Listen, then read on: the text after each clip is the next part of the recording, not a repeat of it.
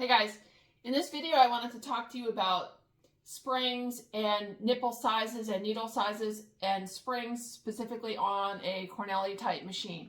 This is my Cornely BCH post bed here, and today I want to talk to you about these springs that go, these 3 springs that go into a Cornely type machine. The older Cornelys and some of the earlier versions of chain stitch machines use these external springs.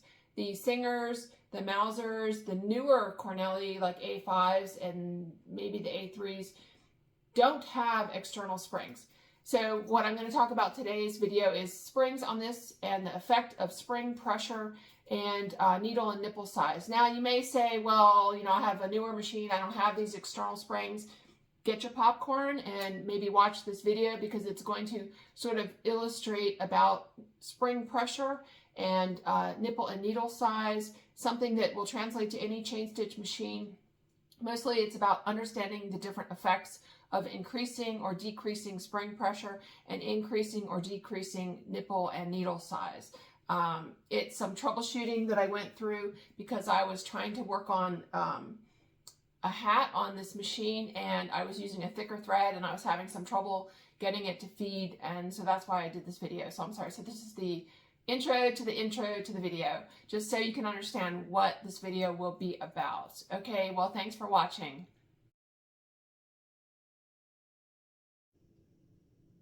Hey everybody. In today's video I wanted to talk a little bit about this Cornely machine, but specifically I want to talk about the springs that go into the Cornely machine.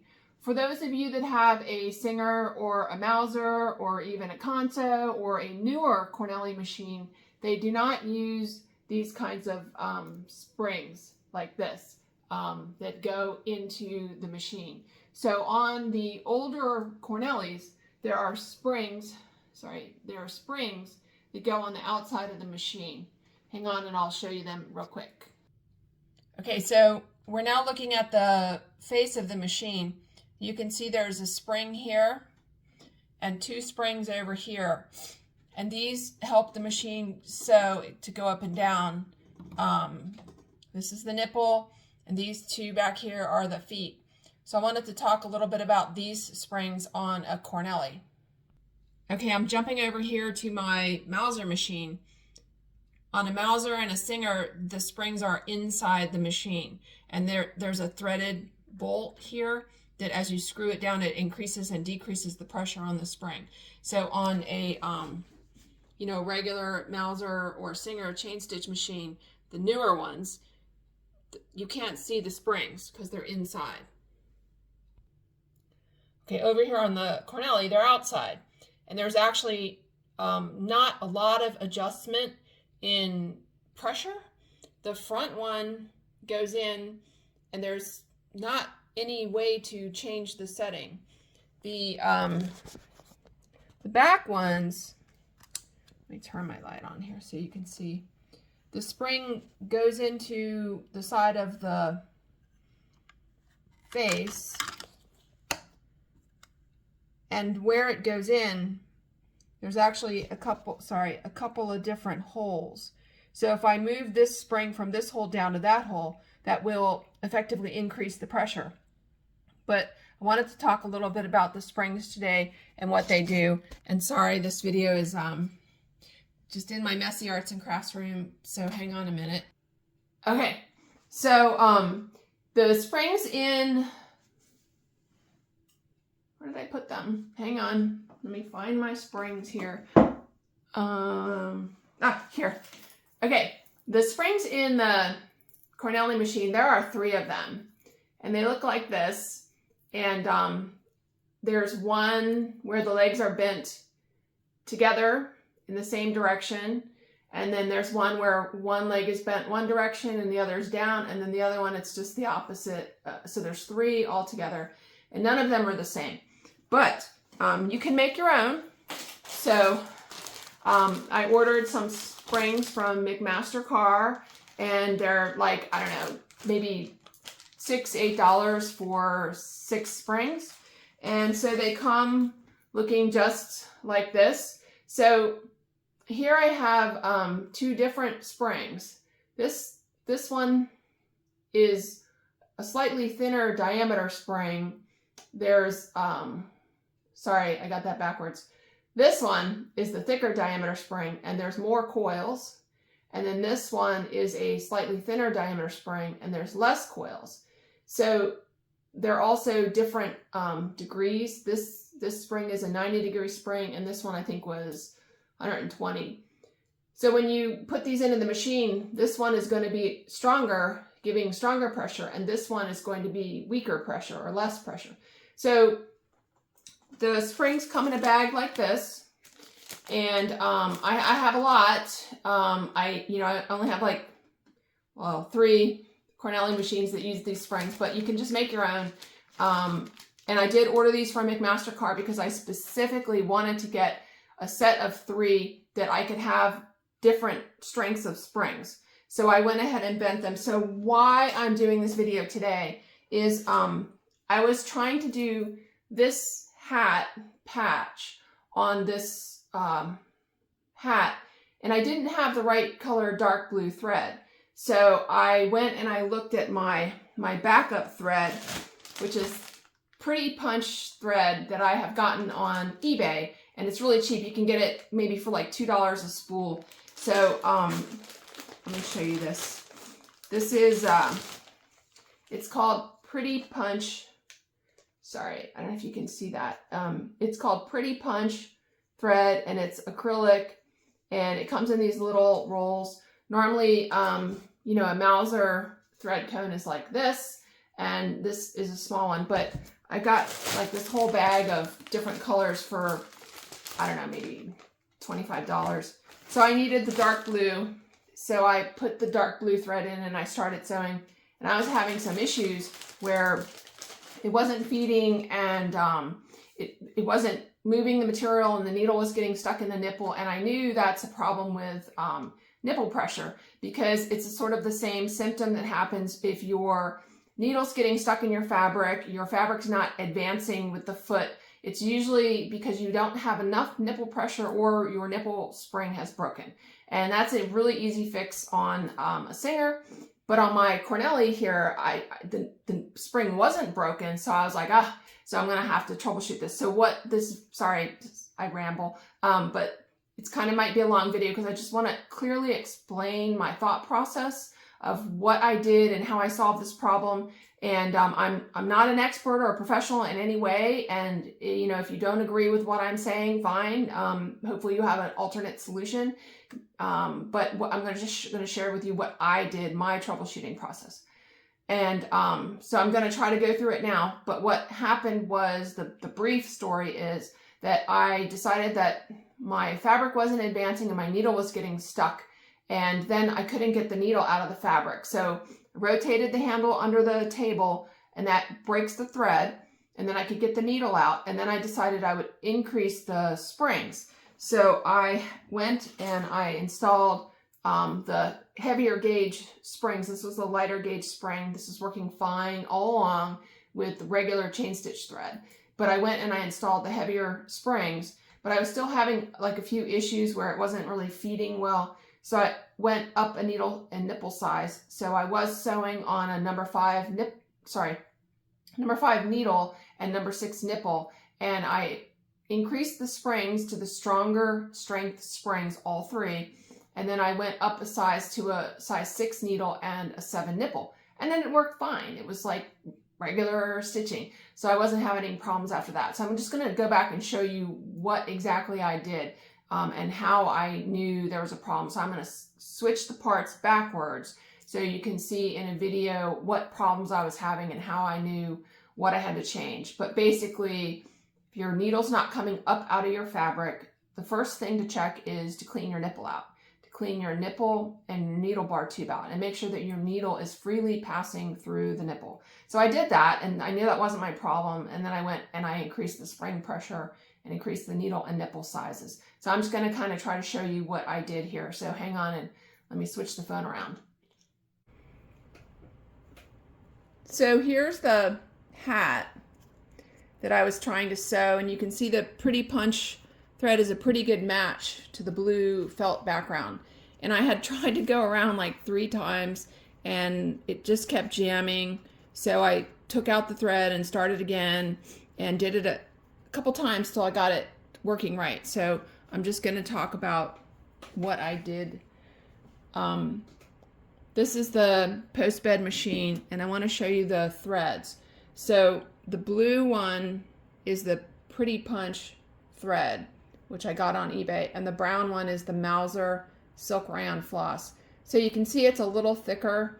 I had used the Pretty Punch in the past with like a number 5 needle and number 6 nipple, but I think because of its thickness, and if you're going over thick items like a jean jacket or a hat, it's easier for the machine to punch and pull up the thread with a bigger needle and nipple.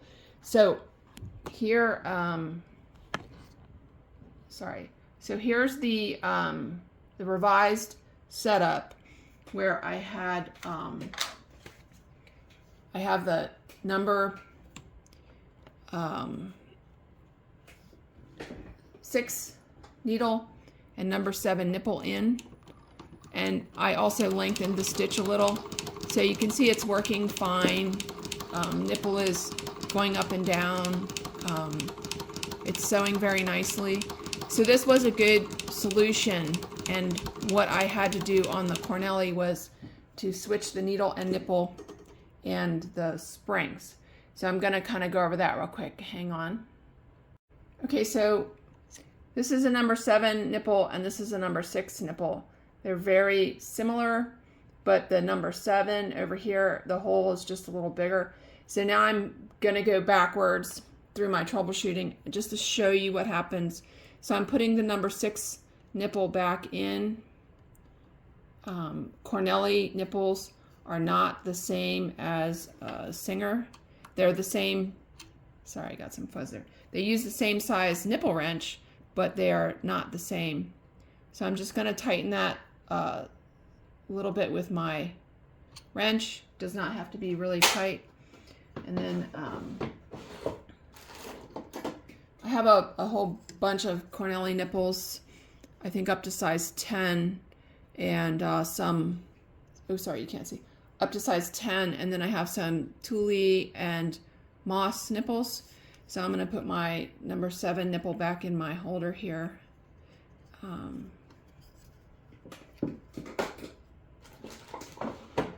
then I'm going to put my number 5 needle back in. This is a Mauser needle and nipple bar. It comes with this very nice stop on the top. You just loosen this screw here and this can slide up and down. So you can mark and maintain whatever height your needle needs to be set at using that. These needle bars from Mauser work in Cornely, Singer, Conso. So on this machine, this is a Cornely, it's a B type machine. So it has a very large tube, you can see here. It's a very large tube because you can put a spool on top and run cording down. But it takes the same needle bar as most of the other machines.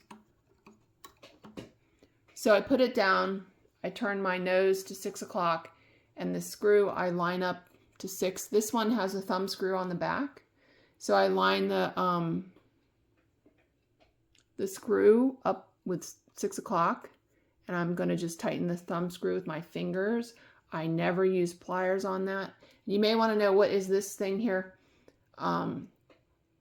Maybe this needle bar is a little smaller, or the Cornely needle bars were bigger, but this is just a little strip of brass. That's all it is. It looks like that. It just hangs down in there, and it gives a little bit of snugness to the needle bar. So when I tighten the screw, it stays. And actually, you can see it's sticking out below. Sorry, that's just a little brass shim. You can see there, brass shims will not hurt your machine because brass is a softer metal than steel, so you will not damage your machine. But I just put it in there as like just to take up the gap. So anyway, okay, so I've tightened this with my hand, and now we'll go back down for the stitching. So now I've got the pretty punch thread and a number 5 needle, a number 6 nipple, sorry I had to think, and still have the strong springs on. So I'm gonna do a little test stitching. We'll see what happens here. Okay, so it seems to be working, and I kind of do have pretty tight tension on this because the thread, I can't loosen my tension disc anymore unless I get in there and cut something off. So it seems to be working okay with the number 5 needle and 6 nipple, but I'm seeing that, well, I guess it's okay. These stitches look nicer. They're loose and open. When I went down a size with the smaller needle and nipple, it's like jamming the thread into the nipple, and it just doesn't look as nice. All I did was go down one size smaller nipple and needle. This is number 5 needle, number 6 nipple. This was number 6 needle, number 7 nipple. And you can see already the stitches don't look as nice from the smaller needle and nipple. That's just something to take note of. These are better. So it seems to be sewing, you know, making a chain, working fine, but you can see that it's not ideal. It doesn't look as great. And now I'm going to switch to the weaker springs, and then we'll see what happens there. Okay, so these are the stronger springs. Their opening is wider, so when you squish them down to put them in the machine, they're already under more pressure. And then these are the weaker springs. They're smaller diameter wire. The diameter of the wire itself is a little smaller, so that makes it less strong and bend more easily. And then as you can see, the weaker springs do not have as many coils on them as the stronger springs, and they're a less of an angle. So I just took these stronger ones out, and I'm going to put the weaker ones in.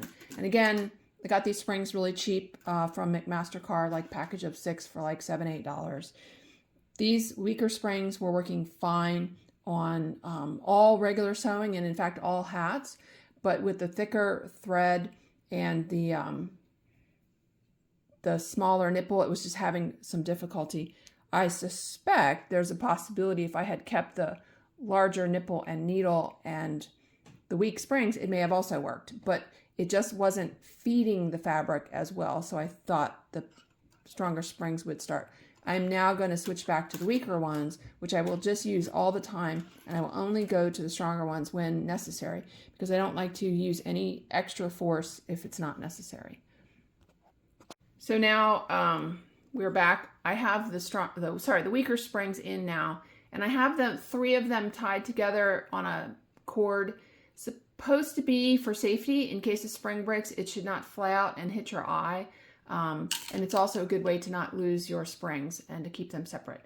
So now we're going to go in and see what it sews like. Hold on.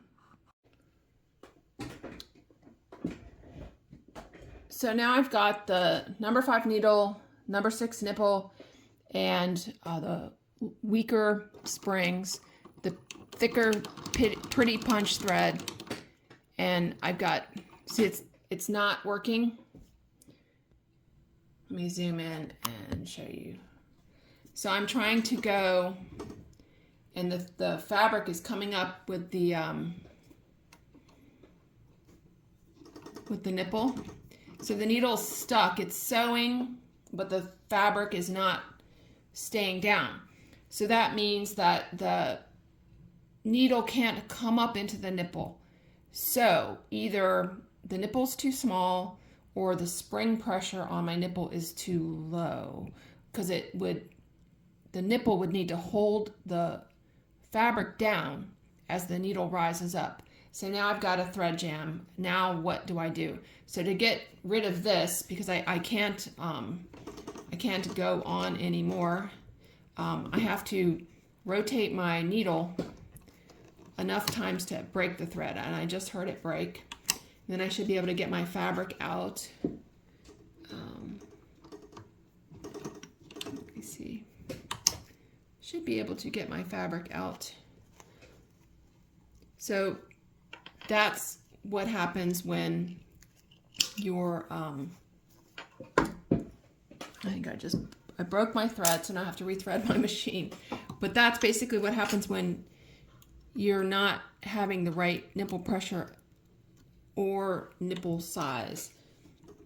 So now I'm gonna lower the needle to expose the hook, and then I can pull this off.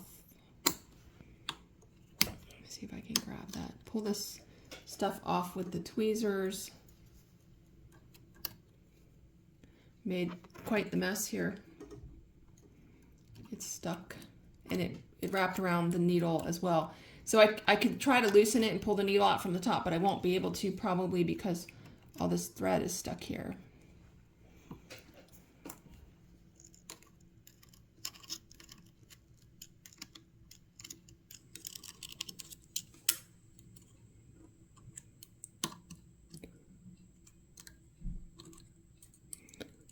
Okay, well, let me stop the video. I'm gonna get this thread off the needle, and I'm gonna change to the larger nipple needle, so hang on a minute. So now I'm back, and I have the number 7 nipple, number 6 needle, and I am using the weaker springs.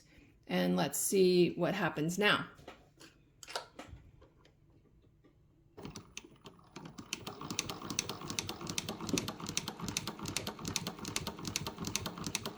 So it's making stitches okay, but I'm not liking how that looks. It's all bunched up, and I don't like that at all. I'm going to install the stronger springs. So I'm going to unhook this if I can, and I'll show you how I install the springs. I'm just going to cut this off here real quick. I don't want to have to rethread my machine again. Okay, so let me back out and show you how I'm going to change the springs. Okay, so I'm on the front here. This one goes into the parts that move, so you want to rotate the hand wheel so that you have the widest opening, so it's easier to take the springs out. And when you put these in, especially on like a Cornely A machine, you want to be very careful that this one doesn't go past, that there's a hole in here that it goes into in this metal block here. And sometimes you can accidentally put the spring past, and it will hit this large gear, and then your machine will only turn in one direction and not in another because you put the spring too far past. There's actually there's a hole right in this metal part that the spring goes into. So just try to get it into the hole, and it helps if you rotate your hand wheel so that your machine is as open as possible. Makes it easier to get the spring in. So that's my front spring. So that's the one that has the 2 legs that are the same. And this spring that I have now is a little harder. So you want to kind of put it in there and slide it in and make sure it drops into the hole. And then the same thing with the top. I'm going to put it in just inside, and then I watch that it drops into the hole. Now I've got the new spring there, and I'm going to do the same for the back. Hang on, and I'll shoot you around the back. Okay, so I'm going to kind of do this one-handed because I didn't want to move the phone mount. But basically, you can see I've got the 2 springs here. And this one, I'm going to lift up from the bottom carefully and slowly because I don't want to ream out the hole that they get attached into. And then I'm going to also do the same with this one. Hopefully you guys can see. I'm going to carefully lift up, not let it fly out, and slowly release the pressure, and then pull that one out of the hole. Okay. The ends of those are a little greasy. I come back over here with my replacement spring, and I got to look at it to see what direction it goes. Hopefully this makes sense. So that one goes down, so it goes in there, and this top one goes in the hole. And sorry, wait, let me move the light so you guys can see better. Okay, So this one goes down in the hole there, and then I have to bend it, and I'm going to put it into the hole on the side of the machine. I go with the, sorry, you can't see. Don't mind the mess in the arts and crafts room. I always go with the top hole. There is a lower hole here, which will increase pressure, but I just as soon switch the spring. And then I'm going to come over here. I'm really sorry about this video, guys. I don't have a videographer on staff.